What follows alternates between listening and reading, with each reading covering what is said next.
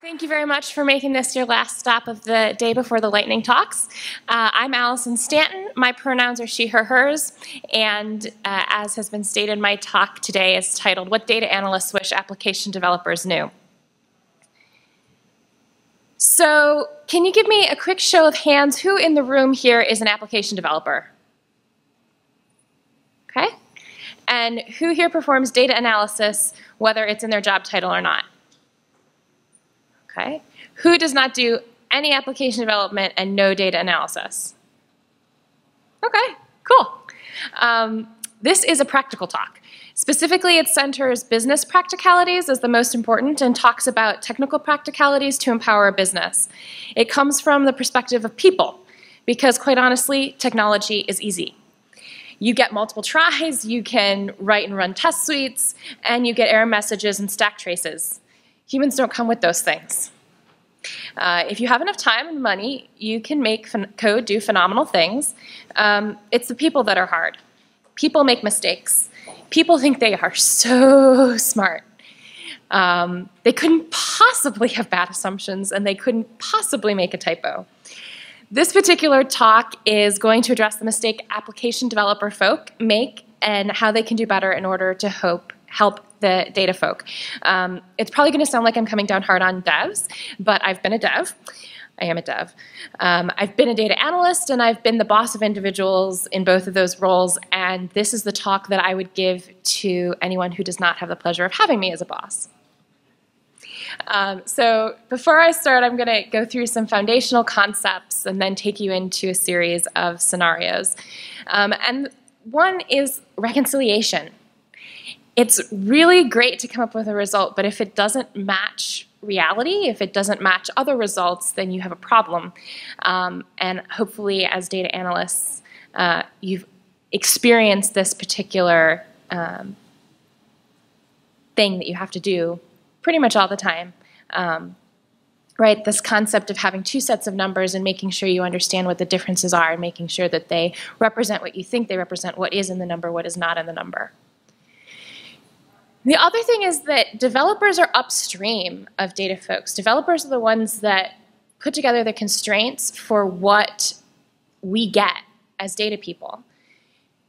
So they're pretty important to making sure that we get what we need to do our job. In fact, as I grow as a person, I spend more and more of my time closer and closer to the front of projects to make sure that everything is set up correctly so that I or someone who's working for me can for sure get to what they need to get, and they can't do that if the data isn't in the right place and saved in the right way and you have the right fields and all of those good things. So these are fictional scenarios. I've mixed and matched and changed names and details on purpose to protect the guilty. But they are all based on real life things I have actually experienced. So because we're talking about people, it's a lot easier to talk about people that have names. And since I'm in charge for the next 40 minutes, we're going to talk about this organization, which I call Run the World, and is made up entirely of black women because the concept that inclusion is just having representatives is a fallacy, and also because Audre Lorde having power makes me really happy. So Run the World is a company that makes software for marketing automation. They have a software as a service business model. The scenarios are all going to be requests that come into their data department from across the company. And our data analyst is Carrie Washington. And Carrie is the person that this presentation is designed to help. So here's our first request that Carrie gets. Jackie Joyner-Kersey and Beyonce Knowles, our sales representative and sales engineer respectively, come to our data analyst, Carrie, with questions from a potential client about why the demonstration of the marketing automation software and the trial that they currently have don't match. That demo was done with the client's own data, and so that should not be the case. Carrie talks to Jackie and Beyonce and gets details about which metrics the client is specifically referring to, what the examples are, and the representations in each instance. She comes to understand it's an urgent issue because the sale is on the line. The client needs to trust that Run the World can, add. among other things. And it's the end of the month, so obviously her colleagues really want to close this sale for their commissions. And she gets additional background and clarity, make sure she is on the same page with everyone in terms of what needs to be done. And then Carrie goes to view the problem herself, because we all know you have to be able to reproduce a bug in order to confirm that you've quashed it. She sees that the number is, as Beyonce said it was. Everything checks out with the story she has so far, and she can see the same problem that the client sees. Metric A does not match metric A. So Carrie, being a great detective, goes to try to reproduce each version and do that calculation, and that's where she runs into her main problem that she's going to have with this request, and that is that there are not enough intermediary steps of the data to reproduce either of the final result numbers, right? We're not even going to get into a software versioning issue as much as it went into a big black box. So Carrie can do the subtraction and knows what the difference is between the metrics, but that is not anything that anybody didn't already know.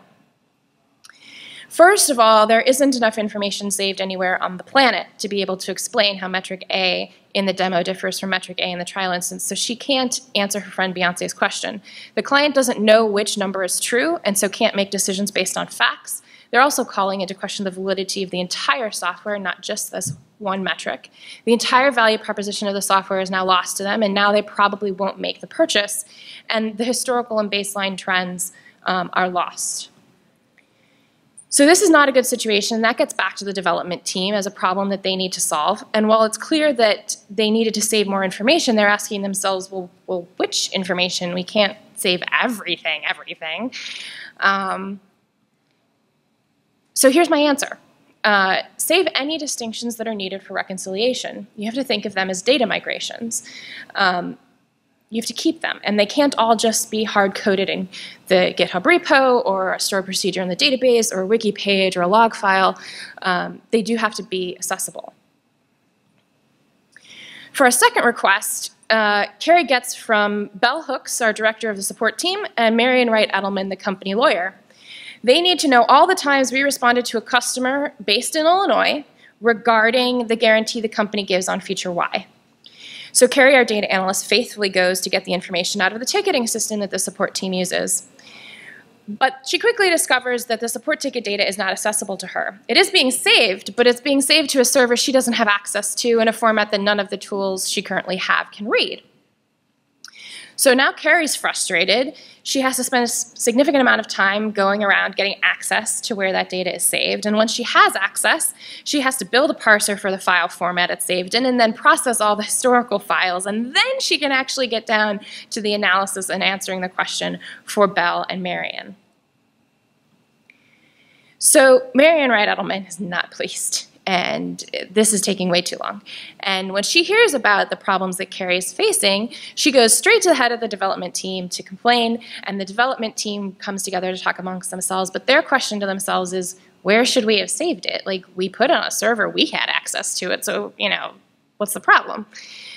The answer I would give them is that you save things to where the people who need access to are gonna need it. Which brings me to, if your data team has access to server A, then you save data to server A, not to server R.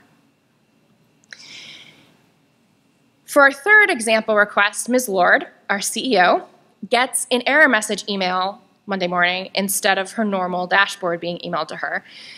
So Carrie does not start off this particular week on a great note. It's not a way to start a week, let me tell you. But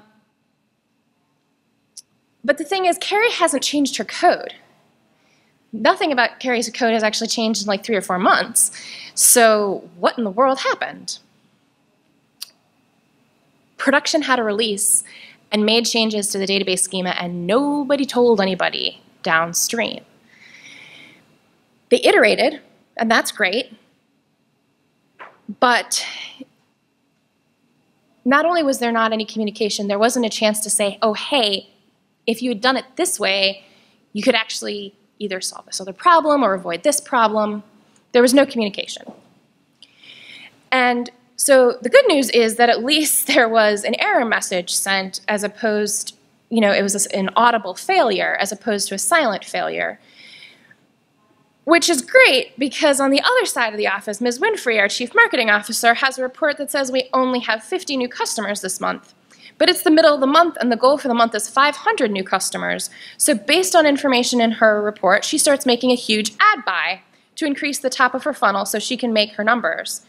Thankfully, Carrie is awesome at her job and lets everybody that could have been affected know what happened, what was affected, what's the correction timeline. And Ms. Winfrey is able to stop the inappropriate ad buy before any money gets committed, but this is the most egregious kind of error because it was silent. So once Carrie's dealt with the cleanup of the issues that all of that created, she goes to the development team to explain and talk through the pain that that caused and try to make sure it never happened again, right? Being a good communicator, mirroring and showcasing behaviors that she'd like to see from them. And the developers ask, well, what do you need to know when we change something? And Carrie's answer is, well, A, that something's changing. That'll be nice. Carrie also needs to know when it's changing, why it's changing, what necessitated this. Was this correcting for some other bug? Was this just somebody's great new idea out of the corner and they haven't talked about it with anybody, even the business side? What was the result before the change went into effect? What will be the change after it goes into effect? And she'd love to have been asked about her concerns and her thoughts so that she can be part of the solution instead of part of the problem, because she obviously has a very different visibility and perspective into the organization than the developers do. Please note that if Carrie was in a dysfunctional organization, the devs would refuse her request to be notified outright, and she'd have to do resorting to other measures, which is sometimes reading every commit to the master branch of the repo. Just saying. Assuming, of course, that she had read access to it, which can be another problem. So to go into our fifth request, Run the World Inc. is so popular as a marketing automation software that they have to open an e-commerce store to sell swag. So they have logoed goods, and Ms. Parks is our finance director, and she's preparing for an investor audit because they're going to go into Series C fundraising, and she would like some help calculating the value of the company's swag inventory on a FIFO basis. FIFO, for those of you who don't know, stands for first in, first out, and it's one algorithm that's used in accounting of many potential algorithms for this kind of thing to handle the fact that cost of materials change over time. And it specifically needs to know, we bought 50 on this day at this price, and we bought 30 on this day at this price in order to work. But here's the problem. They aren't saving history or the diffs. They only have the aggregated invoice amount. They don't know that it was 50 t-shirts and 30 stickers. They only know it was like this dollar amount for that invoice. So she doesn't have enough data to fulfill the request. There is no good way to do this, to back into the algebra because of the level of complication of the problem, to be able to get the cost of goods on a FIFO basis for Ms. Parks. So Carrie has an impossible task, and the question is how to prevent this in the future. And there are a couple of different ways, but for this particular request, the normal created by, created at, updated by fields in the table of the inventory items itself is not going to do it. You do actually have to have a full audit table. You have to know what changed when and what the values are. And she would actually also add the question of what's the risk of not knowing this information. A lot of times people do not make audit tables. It, for some reason, doesn't occur to developers. But anything to do with money should have an audit table. Just throwing that out there as a practical piece of advice. And then once you know what the risk of potentially not having the information is, that makes it really easy to justify doing the extra development time to add the audit table. For our sixth request, Oprah, our chief marketing officer, and Angelica, our chief sales officer, are basically in this conversation with Harriet, our COO, about heads they're going to be able to hire, right? What's their staff count going to be next year? What's their budget going to be next year? And to know that, you have to know how many sales and clients each of the sales and the marketing team are responsible for. So you have to attribute every order and every client to either the sales or the marketing department. But there's a lot of data to integrate to get to that answer. If you want to build a marketing funnel, that's the first thing you're going to learn, is that you have to integrate data across a lot of systems, not only the advertising and the website tracking and the orders, just to start out with, right? Those UTM tags or the GCLID ID from an AdWords campaign being tracked in through to the order is vital, and it's probably the number one thing that I see companies not doing. So now Carrie can't join anything together because, for instance, Google Analytics, their terms of service actually say you cannot record PII, right? Personally identifying information. So if you haven't tracked that UTM campaign to the order in your database on your side, you have no way of knowing which ad or which campaign or which copy of the ad resulted in that sale, or whether it came from an ad at all, or whether it came from a referral from another client. Hopefully you have other fields to track that, but you have an integration problem, really, at this point. So how do you prepare for that without over-engineering? Again, this is like, how much can you really save? So Carrie's recommendation at this point is to store other systems' keys whenever possible, right? You have to understand, maintain, and enforce the uniqueness, and you might have to actually build tools to help map those values, right? Sometimes values are not exactly human readable, but they need to be. So maybe your solution is a spreadsheet, or maybe your solution is a really small Flask CRUD app. But foreign keys don't just come in CSV files for data that you purchase, like if you purchased an email list, they also come in other forms. And to save them in every place that you get them so that you can always tie things back together, because at the end of the day, everything has to talk to each other. For our 7th request, Toni Morrison is our accounts director. She is responsible for making sure clients are happy, and she comes over complaining that invoices to clients are being generated incorrectly. Instead of charging your biggest client $500,000, the invoice was for $5,000. There was a code bug, and it hit production, and it resulted in writing inaccurate data that flew through the system, flowed, and resulted in an inaccurate invoice. So Carrie spends a lot of time really tracking down the exact place where everything went wrong and finding the bug. But that takes a lot of time, and it's time that she should be spending building reports for the chief marketing officer or the COO or somebody else. So the question that needs to get asked at this point is, how do you minimize organizational pain, right? The entire organization is going to suffer if you don't get the right dollar amount from an invoice, right? Your accounts receivable has to match what you're expecting it to, otherwise your budgets just go out the window. So the answer is, first, obviously, to stop the bleeding, right? Maybe you do a code rollback. Maybe you hot fix it in production. But you have to stop the bleeding. You have to stop the inaccurate data from being written.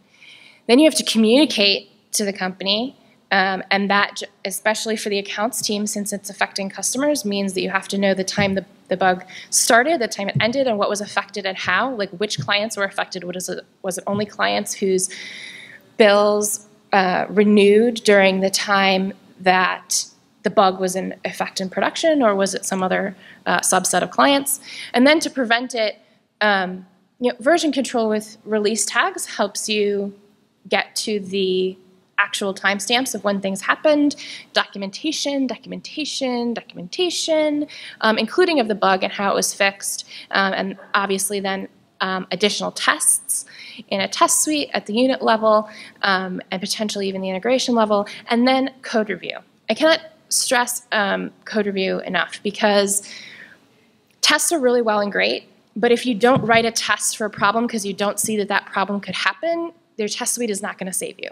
So having more eyes on code is better. So to summarize, dear application developers, please remember there's really two themes. Save things and document it and communicate. And documentation is a form of communication, so really just save and communicate. Sincerely, the data folk. I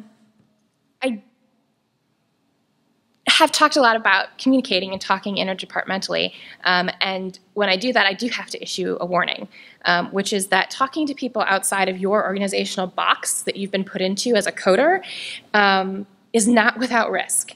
I personally have been highly criticized for not staying in the organizational box, even when it means that I'm being proactive and getting to the root of the problem and moving the needle of the organizational bottom line in a positive direction. Since I've been in that position, let me give you a bonus piece of knowledge that I didn't have until recently that should help you out. And that is this lovely word called GOAT in the DevOps dictionary. In case you can't read it, a GOAT is a slang for a person who is very curious and tends not to respect organizational boundaries. It is named after the goats who tend to find ways out of their pens. In an organizational context, goats can have a powerful effect as their initiative and interdisciplinary nature makes them ideal candidates for grassroots DevOps programs. In other words, people who can talk to people can solve problems and are actually very helpful. And with that note, I will take us into a Q&A.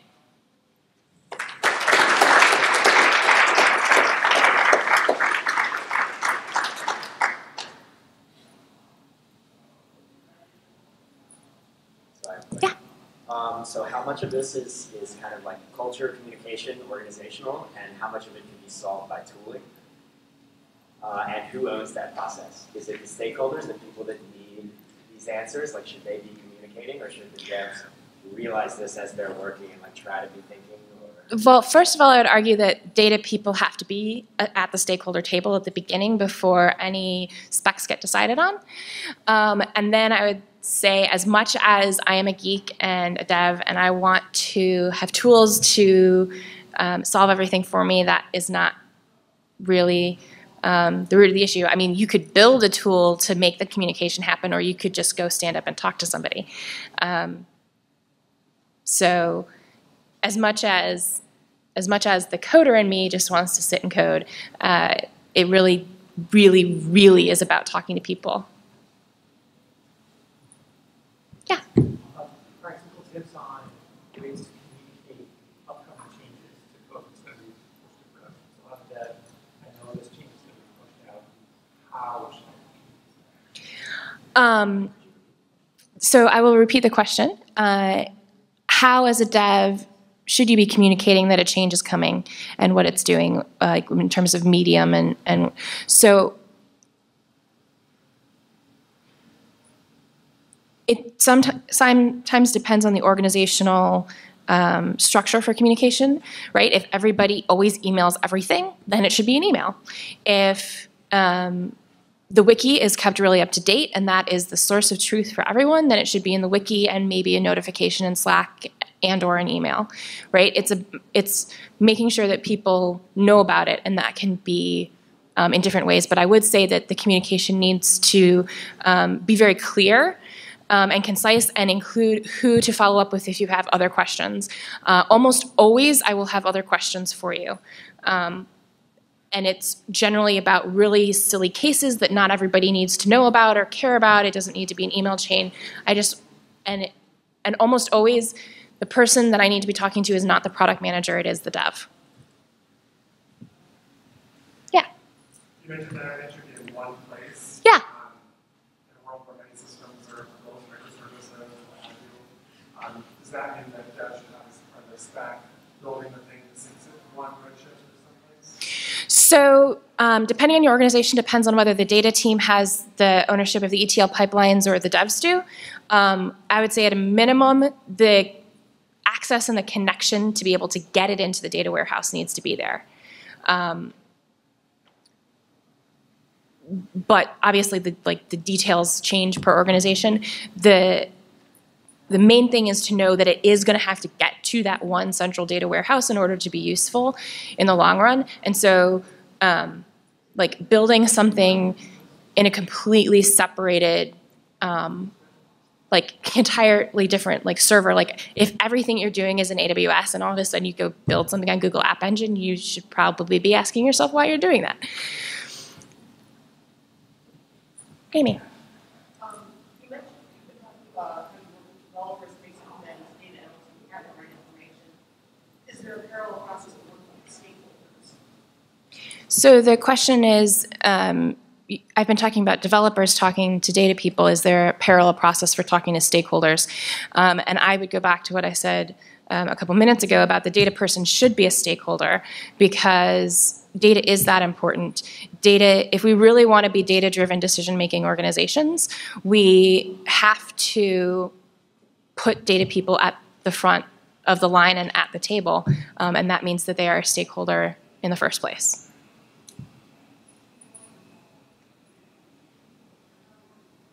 Yeah? So, maybe this is a leading question. How do you feel about meetings as like the standing way to do communication? So like get the data people and the dev people in a room once a week to communicate changes that are coming down the pipelines versus getting out in front of like a change that's happening. So the question is about how do meetings play into the communication? Is a meeting once a week the answer? It's generally not, for many reasons, but one is that a lot of things, especially when you're doing agile development, cannot wait until that one day a week when you have a meeting. And so I think it's a lot about building relationships.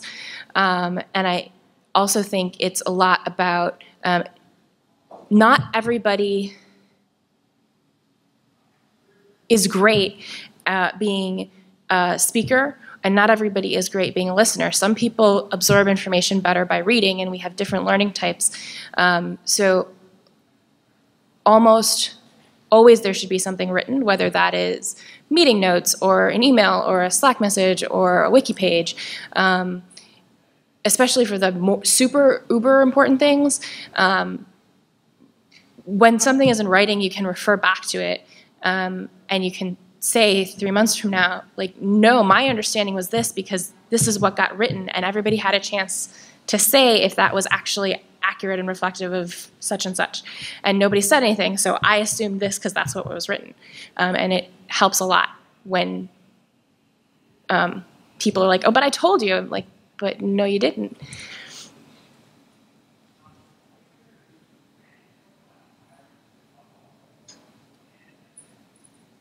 All right, let's thank Alison again.